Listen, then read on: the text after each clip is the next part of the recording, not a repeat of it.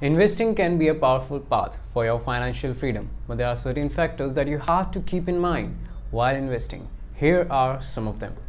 First one, having a clear investment goal. Having a clear investment goal will help you to take better and informed financial decisions. It is really necessary to understand what you are expecting out of these investment decisions. Secondly, diversify your portfolio. Diversifying your portfolio through the different asset class such as bond, real estate and shares will help you to reduce the risk and increase your potential for the return. Thirdly, invest for a long term. Investing is a long-term game. Many of the investment returns are achieved in several years or even in decades. So you have to be patient enough in this game, buddy. Fourthly, manage your risk. No investment is completely risk-free. So it is really important to understand the associated risk with each investment that you do. Follow Penny Calling Penny for more financial advices and invest to make your money work for you.